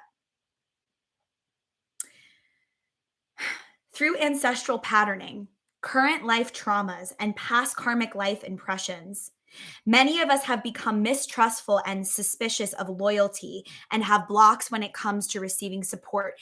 Maybe you were alone. Maybe you were isolated. Maybe there's imprints in the nervous system where you had to like really hold yourself. And so now receiving support feels foreign in the body. I think in addition to being in a deep self-love practice, part of that is opening up and letting a couple of folks, or as many folks as you desire, close into your fire. Share with them what's going on. The journey of healing and awakening cannot be done in isolation. So please don't think that because I'm inviting you into this practice of like laying out all the rugs and putting on the music and being with your journal and your cards, that I'm saying that that's in opposition to like doing your healing work with people. Please go into a group space and do your healing work. Find a community and do your healing work. Call in your friends and do your healing work. Go on medicinal walks in the woods and speak your prayers into being and share your grievances. Enough with this like terminology around trauma trauma dumping and like saying too much and being too much. Like, yeah, I understand trauma dumping. Like, I understand that as a terminology, but like, I'm just like, smells like more shame programming to me. Like, we don't even need to like go there right now. We just need to be in this radical self permission to tell the fucking truth and talk to each other and show up for each other and know that we do not need to be fixed or healed or in some like contained state in order to be worthy of love, in order to show up in our ministry, in order to show up in our magic. There's no like what do I want to say? Like, there's no like achievement required in order to qualify for divine self love and unconditional love from the people around you. And that also applies to when we give love. There's nothing that someone needs to do in order to be worthy of our unconditional love. Sometimes that unconditional love means loving from a distance. Like, I love you so much that I'm going to create this space so that we can both be in our realization process. And maybe one day we'll come back together if that's what the grand cosmic mycelium roots would have us do as stewards of this new earth. What else is coming through? We've learned that we need to go at life alone. This is such a shared experience for leaders and light workers and my clients that I work with, that it's not safe to let our guard down and our heart open, that the world isn't a friendly place. Oh my God, what a belief. I definitely had that one in my subconscious mind. I want to say had because I really feel like my relationship to reality has deeply shifted, and I do experience life as like love. Not to say it's sparkly and shiny all the time, but I do believe that like the nature of this reality is loving. So that belief has shifted my availability for the world to be a friendly place, but that happened through my self-love journey. So this is saying we've learned that we need to go at life alone, that it's not safe to let our guard down and our heart open, that the world isn't a friendly place. The Star Brothers want you to have a new experience of life on Earth. And how powerful that on like Valentine's Day, the Star Brothers are coming through. I'm like, Osiris? Oh, Ryan? Are you visiting today? Oh my, okay, come on in. The water's fine. The Star Brothers want you to have a new experience of life on Earth. They want you to feel deeply secure and safe, even if you're going through a difficult time. They want you to hand over your fears to them, to see them as opportunities to let in more love. Ooh. So our trials, our tribulations, these mountains in consciousness that our higher self is inviting us to climb, they are opportunities to let in more love. Allowing ourselves to go through the divine process of transformation and metamorphosis is what? An opportunity to let in more love. One of the prompts that we worked with yesterday in the Venus Codes Play Shop was, how can I let Goddess in? Where can I let Goddess in? Where can I let love in? Where can you let love in? Where can you let a little love and breath and self-permission into your relationship with yourself and your creativity and your purpose work and your relationship with others at this time? Where do you need more breath? Where can you let go? Where does the self-permission really just want to snake its way in there? And then check out episode 24 of the Devotional Drip. I think self-permission to grow and glow, rise and shine, glow and glow and show, something like that. Self-permission to rise and shine or go. No, here's what it was. Self-permission to go in and glow up. That is currently available for you on the Blood, Bone, and Honey YouTube channel. And that was a masterclass. It's like a 5-hour recording where I did a devotional drip transmission. We dropped into some coaching together. And then I offered a movement practice following that, which is like a little taste of what we're up to in the Blood, Bone, and Honey Pot. These movement practices have exploded and expanded since I started offering them in September. And we continue to go through a metamorphosis, but we have a living practice library on the Blood, Bone, and Honey Pot private Discord and the Patreon right now with yoga dance flows that I've been offering since September, restorative yoga flows, mind body centering chakra flows, higher self meditations, and each one of those has a corresponding episode of the devotional drip. We also have a monthly live coven gathering. There is just so much that's been created there. Like, I straight up birthed this mystery school with all of the beings who have said yes to this space. And I really need to share some like testimonies and some things we've been up to. I just like truly am running 25,000 things behind the scenes. So in addition to holding space, I'm doing my marketing. I'm on the newsletter. I'm with clients. I'm running the temple. I just manifested a car. I'm about to drive around and host some classes in person. There is a lot happening. So the Blood, Bone, and Honey Pot is a beautiful space that you can tune into to get the goods, to get the juice. It's waiting for you. It's already there. We have a whole archive. It's so delicious, and it just keeps getting better. I love you, Rachel Tate. Oh my gosh. Please send me a selfie. Also, anyone who wants to send me a selfie today, like maybe you're just like in a self-love practice and you want to like send me your adornment and you want some celebration, or you want to post something on your stories and tag me and you just want some like, come on into my inbox today. Let me love you up. Okay, my phone's gonna die, so I'm gonna get off Instagram, but we're on YouTube right now, and the link is in my stories. It's the last link that I posted. The first one was having some like major tech issues. I have another prompt here on YouTube that I'm going to answer. And then I'm feeling like maybe one more. And then we're going to transition into our higher self meditation for today. So join us on the stories at that link on YouTube. Thank you for joining on YouTube or on Instagram. We love you. Okay. Saying goodbye to our Instagram babes, fully here on YouTube. Wow, we really just went through like the sun came in, she like did a thing. I'm going to finish reading this card and then I am fully seeing this next question: how to break through self-imposed barriers of fear. Matthew, are you on YouTube or are you on Instagram? My little brother is texting me saying he can't hear me. We hopped off Instagram. I think it's because my phone is on low battery, but we are fully on YouTube now. Okay. The rest of this card, we were in this energy of like believing that the world is not a friendly place. The Star Brothers want you to have a new experience of life on Earth. They want you to feel deeply secure and safe, even if you're going through a difficult time. They want you to hand over your fears to them, to see them as opportunities to let in more love. They're guiding you to stay open to receiving a greater level of support than you can ever imagine, both in this world and beyond, to call in your team of loyal protectors and supporters, both physically and energetically. They want you to learn to soften through life's up and downs and to learn to open your heart, especially when it mostly just wants to harden. And then the prompt is, how can you open yourself up to receiving more support? So just reseating this prompt again. Hey, Libby. How can I lean and surrender into divine self-love when I am grieving?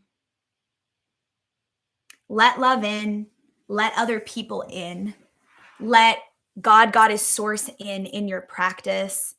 Libby, specifically for you, I just keep seeing you like in this ceremonial container, like painting the grief, like almost giving it characters, like working it out through storytelling, because I'm very deeply feeling in this moment as I like look up this mountain, like right into the sun, that like your transmission of grief and truth is a self permission slip for other people who maybe don't know how to start opening up those portals within ourselves, like art as self-care, art as healing, storytelling as healing. So I'm really just feeling that. And thank you for this prompt. I am feeling called to just pull one more card on this prompt to close the portal. Then we'll go into that next question.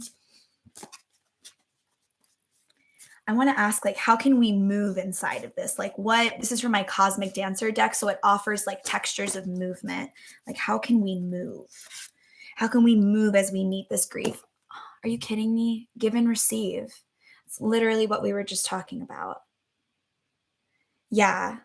So like giving and receiving with Gaia, right? Like giving and receiving with the earth, giving and receiving with our angels and our higher self, giving and receiving with each other, and then creating containers where maybe all of that is happening at once. Maybe you have like a self-love grief party. Maybe you invite, and honestly, isn't that just like a wisdom circle when a bunch of witches get together? We just like, we share our excitement, we share our grief, we share our pleasure, we share our pain, we share what inspires us. We also share what we're terrified of, and full permission slip to like call in a circle of people and like host a full moon ritual in your temple, host and I don't know why it's coming through host. I'm like, is there something trying to come through the channel? Host a new moon ceremony. Hold yourself in a container. And then through that container that you create for yourself, let that container inspire you to hold a container for other people. I'm just seeing like people being invited to, whoever this is resonating with, like people being invited to your doorstep, people being invited to eat food, to share food, to sit in circle together, to be together, to talk. I have the privilege of being a part of this group of sisters where we meet once a month and have a women's sauna, and we just like go in and we get naked and we share all of our truth and we share our dreams, and sometimes we cry, sometimes we scream, sometimes we rejoice. There was this one time that some babies showed up because a lot of these women are amazing mothers and have all these amazing little fairy children. And a couple babies came, and I was naked laying in the grass after just having jumped into this like ice cold pond and then gone back into the wood fire sauna and just like did a couple rounds. I was laying in the grass and these babies were crawling around. This was like maybe late summer, early fall. And two of the babies at once, I think I've told this story on the drip before, but two of these babies at once, like literally crawled onto my naked body and just like put their hands on me and looked into my eyes. And I was just like, that is God. So, like, New Earth says that's what's up. We get to be in that kind of relationship with each other. My soul witch sis is visiting this week, 100% gonna be a soul fire connect. Oh, I'm so glad you have that coming in. Yes, yes, divine timing. Okay, this next prompt. How to break through self-imposed barriers of fear. I'm gonna just rewrite this prompt. Where did my pen go? Y'all, I am always losing things. Okay. Here we go. I can also now maybe spread my legs out. I feel like whenever I hop off Instagram live, I'm like, all right, I can breathe. People hopping on and off is always like such an energy. I really like it, but I'm like, wow, just like a lot that comes through the channel at once. So our first prompt, how can I lean and surrender into divine love when I am grieving? I will put this on the Blood, Bone, and Honey Pot Discord, and the Discord is available at the $5 tier per month. And there's also a corresponding higher self meditation for every episode of the Devotional Drip that I offer for the membership. And we host that on Patreon and Discord. So at the $5 tier, you also get access to our private Discord. I have an altar full of journal prompts, movement prompts, oracle card prompts. I'm dropping playlists all the time. We have different channels to connect and share photos and recipes and prayer requests and all kinds of things. We have 28 members in the membership right now. So she's still small and intimate, but growing and brewing. And I really feel like by the end of this year, there's going to be like just this whole new cohort that's come together. And it's really cool to see how people are also connecting and being inspired.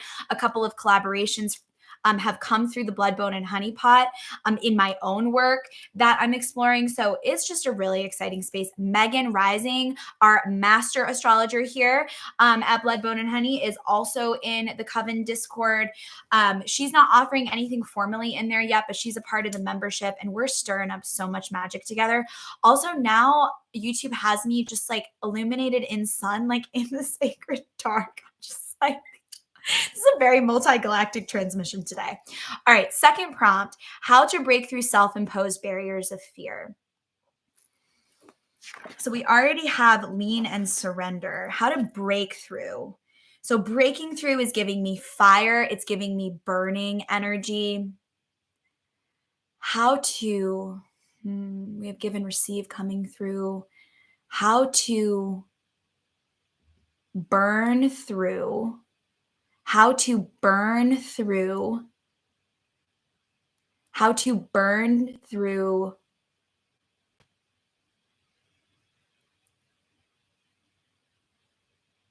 programmed beliefs rooted in fear. How to burn through, love that rhyme, programmed beliefs rooted, we love to get to the root, in fear, so that I can open to receive more divine self love. Okay. How to burn through programmed beliefs rooted in fear so that I can open to receive more divine self love. I drop all of these prompts in Discord for the membership following the drip. So just know that's there for you too. How to burn through, I'm going to ask, how can I burn through program beliefs rooted in fear so that I can open to receive more divine self-love? And I adjusted this prompt just a little bit so that we could take that energy of like, I love the radical like authority and like claiming agency of like self-imposed, but I just am feeling an invitation for like a little more like self-generosity. Like we don't have to like, yeah, like self-imposed is just feeling a little like if we want to like get out of the fear, we want to get out of like self-abandonment, then we gotta clear any codes of like shame even in the prompt. Like like self-imposed, like yes, we do create experiences of suffering for ourselves. And let's get into like the root of that. It's the program beliefs that have us self-imposing that. So I'm just wanting to like open up the earth there so that, yeah, like I'm feeling like this time on the planet is also about us learning that we don't need to boss ourselves around in order to arrive at liberation. And it actually won't happen that way. So how can I burn through program beliefs rooted in fear so that I can open to receive more divine self-love? I'm feeling a divine feminine oracle goddess on this one. How can this collective of earth angels, light workers, creatives, leaders burn through programmed beliefs rooted in fear so that they can open to receive more divine self-love? One of my mothers, Isis. And I really feel like we just came through together, Isis and I, with the glamour magic today. I feel like she was with me when I was getting dressed. She definitely was a part of the Venus Codes play shop yesterday. Isis, goddess of magic, sexual energy is sacred. My pleasure is a prayer that brings me back to life. I have the Sophia Code right here, and there's a whole chapter in the Sophia Code about Isis. It's in the first part of the book. So I'm just going to flip to Isis's chapter here and just pull a page for bibliomancy.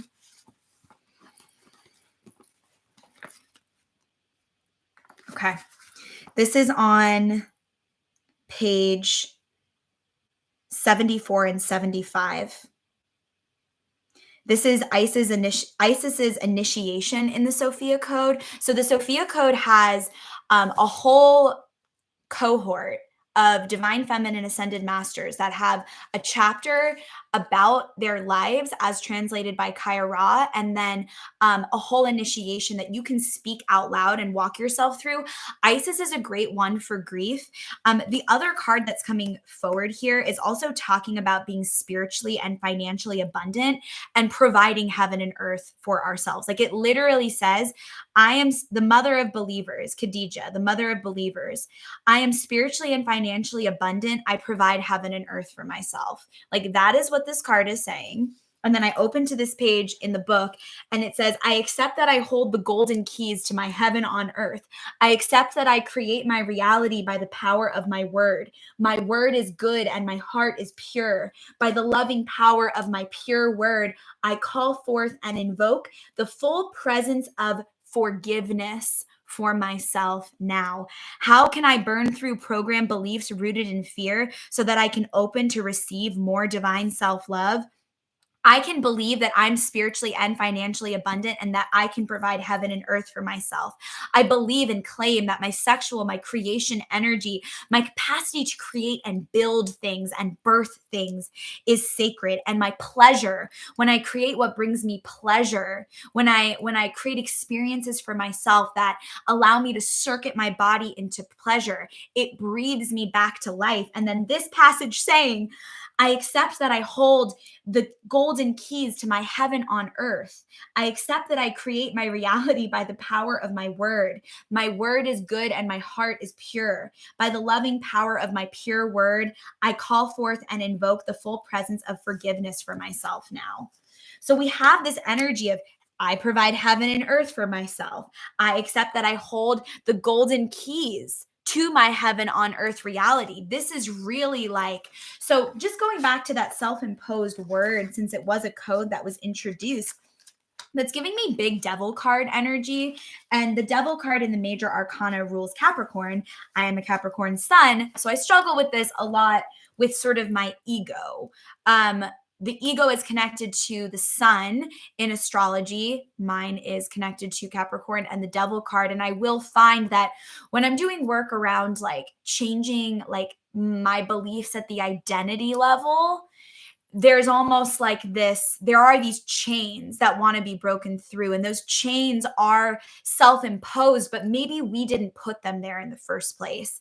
Maybe we got chained up in a past life or in this life. Maybe we were punished for being expressed or being different. Like I'm really feeling in this moment like a lot of shame that I've had to process around being neurodivergent and like kind of being othered in school and feeling like I needed more time on tests and not getting it, and feeling like I wasn't smart enough because my brain was different and I just needed a different kind of container. I needed more time. I needed more time. And that's usually the thing with me. I always need more time. And that is something I've had to like, God is blessed. Talk about forgiveness, like really forgive within myself, like the way that I have been programmed to rush, to force, to push. Um, and to not give myself the kind of juicy, like neurodivergent, multi-dimensional, multi-galactic space that I need. And I had to learn this through a lot of like really challenging lessons of just like, man, I need more space. I need more time. I need more space. I need more time. And that realization actually arrived through the chains that I had been programmed to hold myself up by, that then through time became self-imposed. So just that root feels so important. Like, how can I burn through the programmed beliefs rooted in fear so that I can open to receive more divine self-love? The mother of believers, Khadijah, I am spiritually and financially abundant. I provide heaven and earth for myself. Like, love this red. Like, really showing up. Like, you've heard me today. I'm like shouting out my shit. I'm like, invest in this. I'm like, I want to be on podcasts.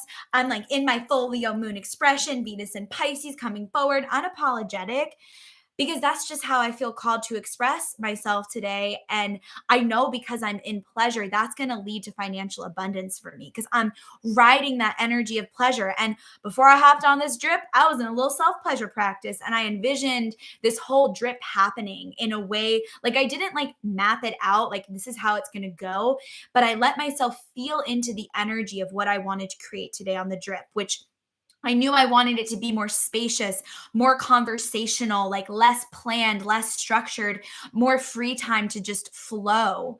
And and having that intention and holding that intention for myself and holding that texture of consciousness allowed me to have like a map for how I wanted to show up. we can do that for ourselves. It's like holding that future self vision and trying on that version of ourselves before we even really like experience ourselves as that. And I know that can be really supportive too in terms of like exploring different parts of the self, exploring queerness, like having the self permission to adorn yourself one way in one moment of one day. And then maybe 3 hours later, the moon has shifted and there's another part of the multi-dimensional, multi-galactic being that wants to come forward.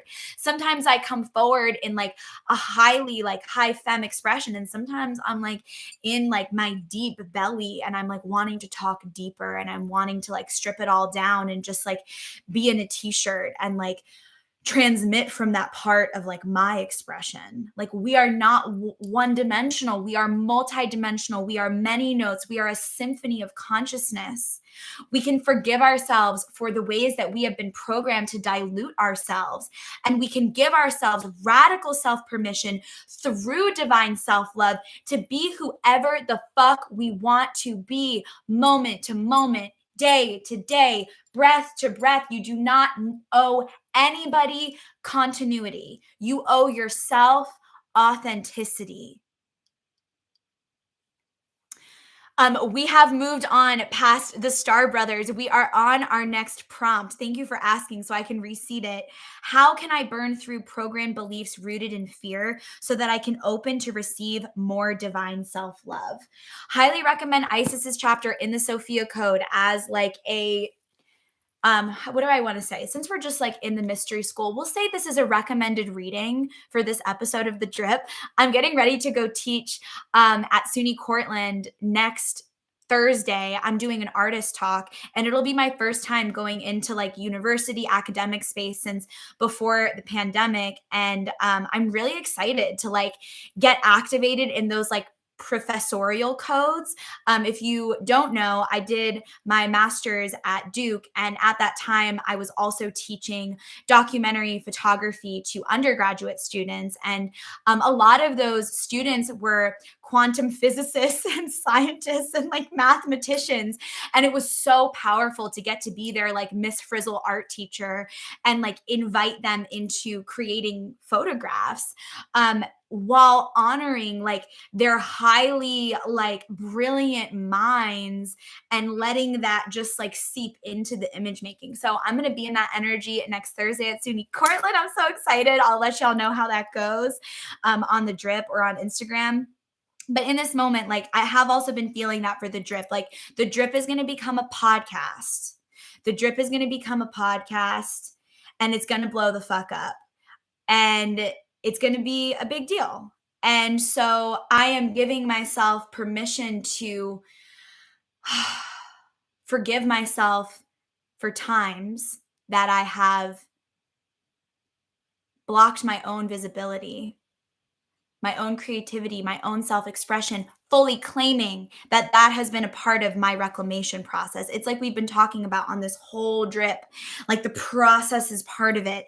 So if I'm speaking that out and like you're feeling that, like, yes, like I am in this sort of like self-reclamation moment, astrologically, there's also a lot of that about. We've been in like codes around death and rebirth on the drip for like what seems like months now. And astrologically, that's really what we've been brought through. So we can let it make sense. We can let it make sense. We're also emerging towards the spring seasonally. So the seeds have been ecstatically awakening and dancing in the soil. You may have been feeling seeds of inspiration awakening within you. There may be seeds that you're being guided to gather at this time so that you can plant them. If you want to take some of those seeds and bring them into a higher self embodiment ceremony with me, send me an email or check out the current packages available for higher self readings. I'm now offering phone readings in addition to Zoom sessions, as I've always offered. There are 3 options for that right now. And then 3 private mentorship containers. Bloodboneandhoney.com, click the coaching tab. There's like a whole digital altar with sort of like my story, how I even got into coaching in this way, why I'm passionate about it, my methodology, and then some different offerings for you to choose from at different tiers of accessibility. And if there's a payment plan that you're interested in that's not offered on that page, just reach out to me. Like, if you're interested in working with me, I want to work with you. Let's make a game plan. I'm always available to create custom containers as well. So just speaking that into the space, especially after our Star Brothers card, just like really inviting us into the truth that we don't need to do this alone, and we can trust again. We can open up to support.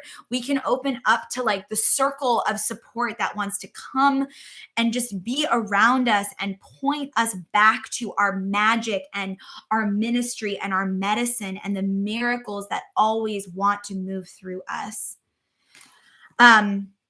So we've got Khadijah, we've got Isis, we've got the Star Brothers. This is like a very fierce energy. It's like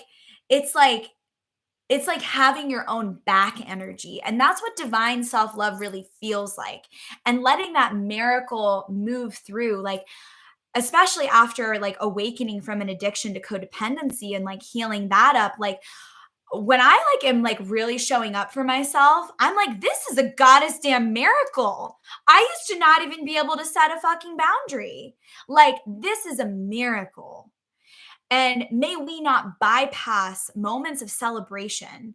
And maybe there's something today that you feel like you just want to, like, as an act of divine self love, maybe this is our next prompt coming through. I lost my pen again. I'm feeling something about like our first two prompts were, how can I lean and surrender into divine self-love when I'm grieving? That was our first prompt. How can I lean and surrender into divine self-love when I'm grieving? Then we had, how can I burn through program beliefs rooted in fear so that I can open to receive more divine self-love? We did a little Sophia code reading. We claimed that we can provide heaven and earth for ourselves. And now I'm feeling like what do we want to celebrate? Like, it's something around harvest. How can I burn? How can I lean in and surrender? We have burning, we have leaning in and surrendering. That's a lot of transmutation energy. I'm feeling like the next one needs to be like this. How can I want to start it with how can I again too, just for some consistency. And I'm also letting you into sort of this creation process. This is how I also channel prompts for my client sessions or in my own practice. Like, it's a process of listening. Like, it really is a part of my art making practice too. I'm like, I'm not telling this prompt what it is. I'm asking, I'm listening, and then I'm not gaslighting myself out of my own psychicness. I'm like, yeah, I really am hearing things right now. I really am being prompted. I'm feeling things moving. I can feel this like descent of an energy like through my crown chakra and my brain, kind of wrapping around my heart and guiding me. And we all have access to this. We all are psychic. We're all psychic. How could we not all be psychic? How could only some of us be psychic? There's just different degrees of that psychicness that we have tapped into and turned on. Like, the trees are psychic. I say this all the time on the drip. When one tree is sick, the other trees send energy to that tree. If that's not psychicness, what the fuck is psychicness? You're psychic, I'm psychic, we're all psychic. So, how can I affirm? How can I affirm and celebrate? How can I affirm and celebrate? Sometimes I'll even pull a card to inspire the prompt. How can I affirm and celebrate my fluidity?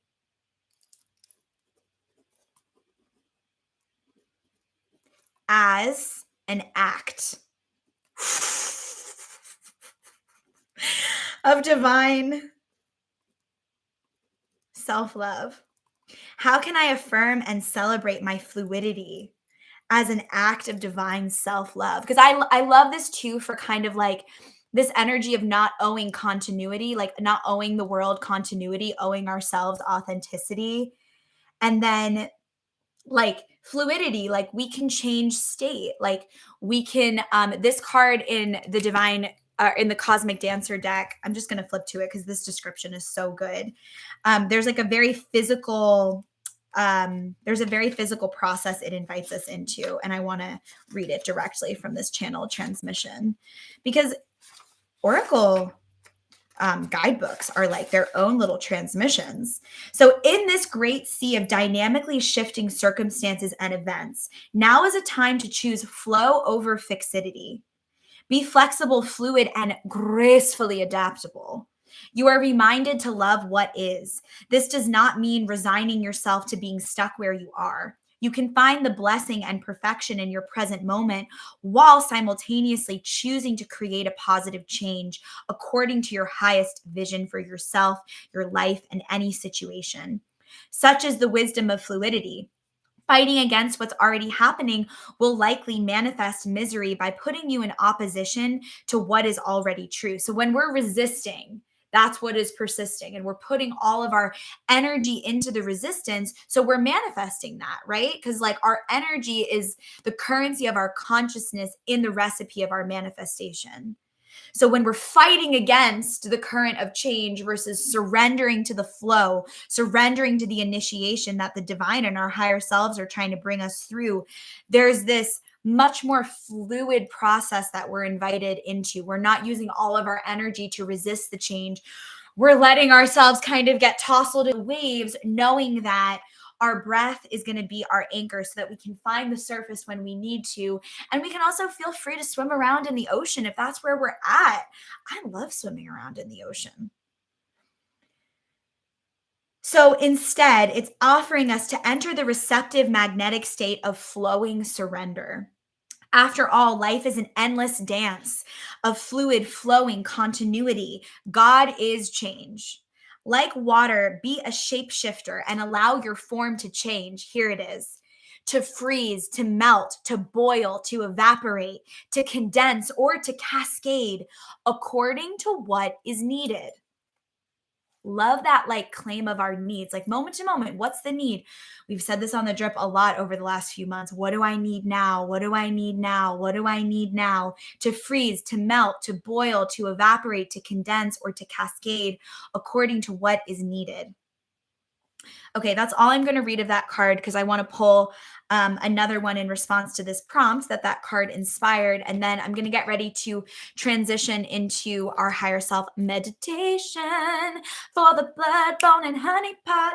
So basically what I do is I take the energy of this drip and then I channel a higher self meditation. And there's a playlist that we have on YouTube that's unlisted for our higher self meditations, our yoga dance flows, our restorative yoga classes, and our mind body centering chakra flows, where I upload all of those that members can tune into any day, anytime. And I also am offering a live recording for the meditation today. So I've got to hop off and hop on Zoom with those folks. But I want to pull another card in response to this prompt. How can I affirm and celebrate my fluidity as an act of divine self-love? I was feeling my Magdalene deck. I'm also feeling my animal deck. So sometimes if I'm feeling two decks, but I only want to pull from one, I'll just put my hands over them and feel them. Okay, animal was like, girl, don't you even dare think you're not about to pull a card from me. So how can this collective of light workers affirm and celebrate their fluidity as an act of divine self-love? Who's the animal guy? This is the Kim Kranz Animal Spirit deck. We're asking for one card, please. Though I surrender to divine will if another one wants to come forward. Maybe that's the Venus and Pisces in me.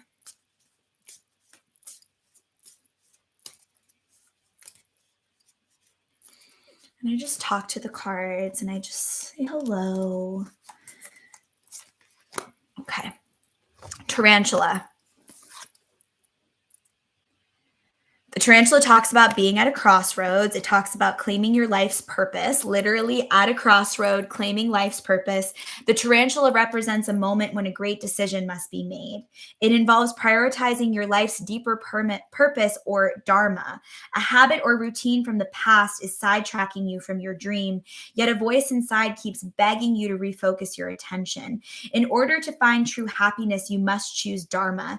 Until you do, satisfaction will be fleeting. The tarantula tarantula hovers, patient and calm, like an old friend that knows your inner soul. It already knows that you'll choose wisely. When in balance, this energy follows its intuition. When out of balance, there's this energy of hesitation and over intellectualizing, which is such a great one to just spit out at the altar of divine love and be like, hey, I'm really over intellectualizing this call that I'm receiving right now. Like, higher self, please just freaking move through and guide and help me surrender this burden that is too big for me to carry alone.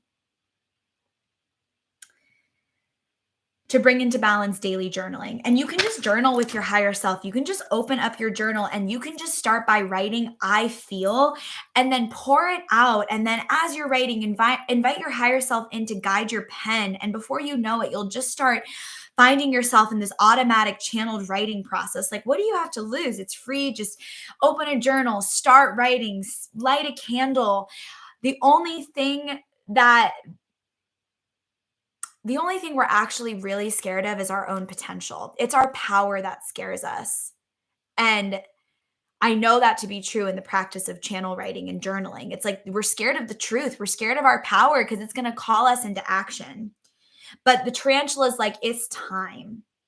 And in the process, surround yourself with people that are going to help you fortify your container. That's literally my job as a higher self embodiment doula. That's why I show up weekly and offer this free transmission. And if you want to come into a container with me, that's what we're about here in the Blood, Bone, and Honey multiverse. And also consider this an affirmation. If you've been feeling called to work with a certain coach or mentor that you've been seeing on Instagram or on YouTube, or it's just been coming in, or maybe there's a book, or maybe there's a retreat or some kind of event or workshop or community space, or just a place that you've been feeling called, like a group of friends you've been called to see, or someone you've been feeling like you need to reach out to. Like, those are psychic, intuitive promptings from within. And I think over the next 10 years, we're going to like really open up to telepathy here on planet Earth in a new way.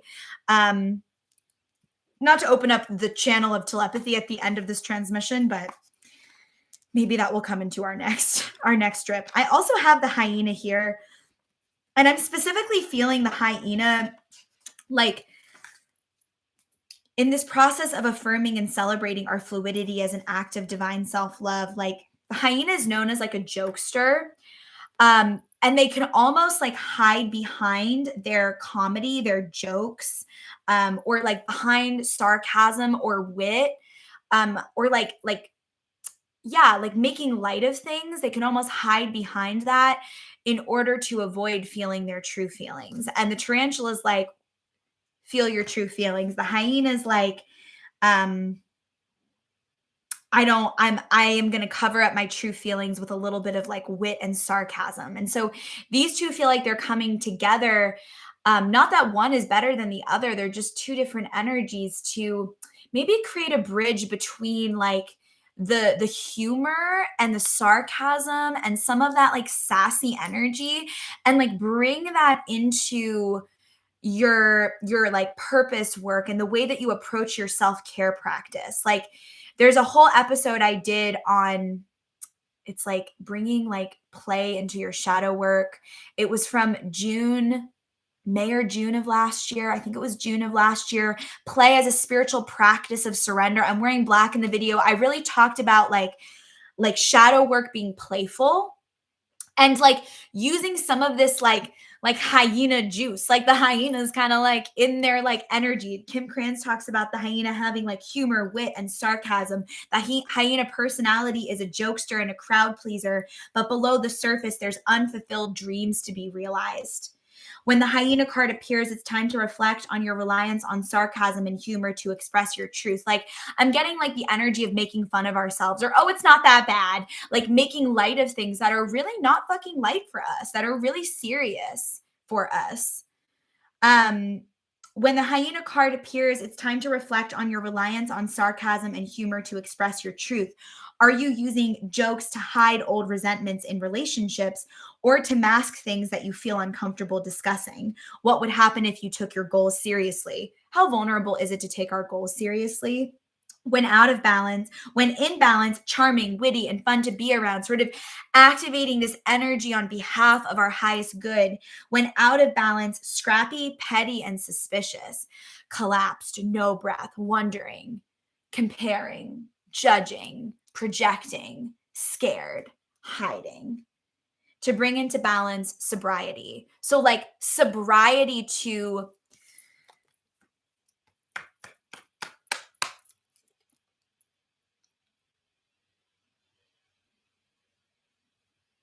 how fucking real this journey is and how much death there is in this journey of life and how much death is a part of life. And like really letting yourself hold this hold the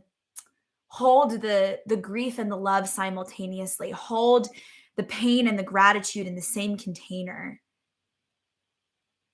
Like there's a reason that the shaman's face has wrinkles and it's been sort of shaped by wisdom. Like there's an inner guide, there's an inner shaman, there's an inner teacher within you that is your higher self, I would call them, that is coming forward to remind you that the scrapes and the blood that gets drawn and the reshaping that happens and the death and the grief and the heavier vibrational emotions are about like your deepening. They're about your deepening.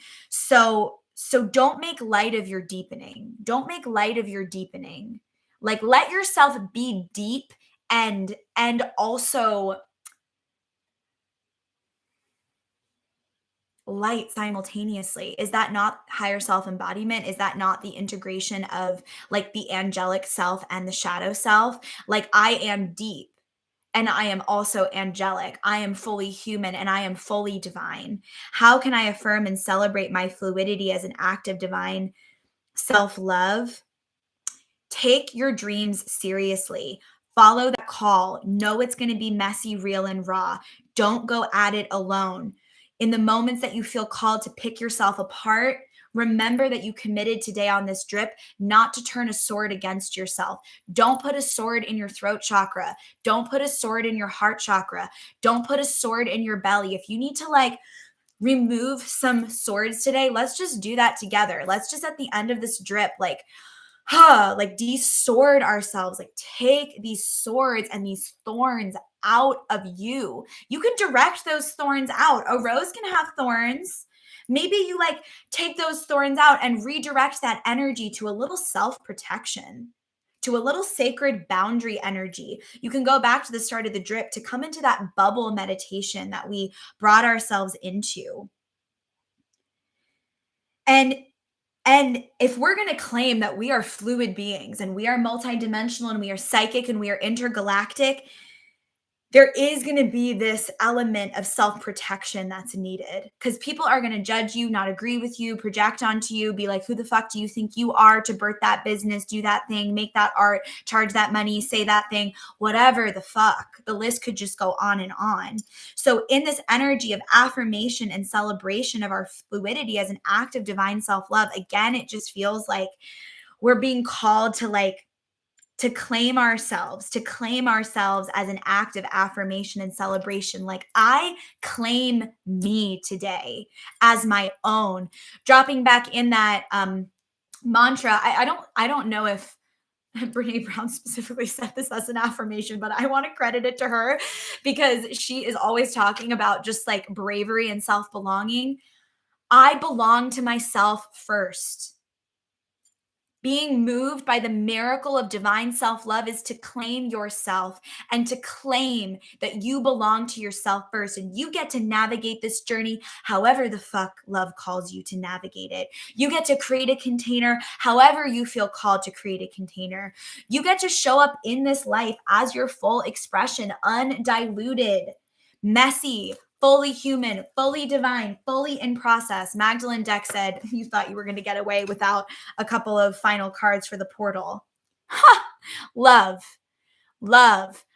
yourself first. When you belong to yourself first, you'll belong wherever you are. Universal Christ. This points to that higher self-consciousness, that Buddha consciousness, that consciousness of unconditional self-love that lives within you so deep that it can anoint and bask the parts of you that maybe have been collapsed in grief ancestrally for centuries.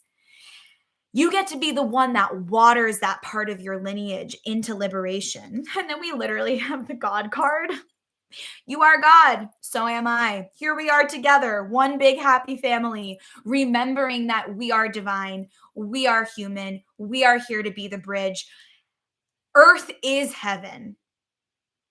And we're here, I believe, on an intergalactic soul human journey to remember. The other card that popped out earlier that I didn't even point to, that's been coming up so much on the drip, is I remember.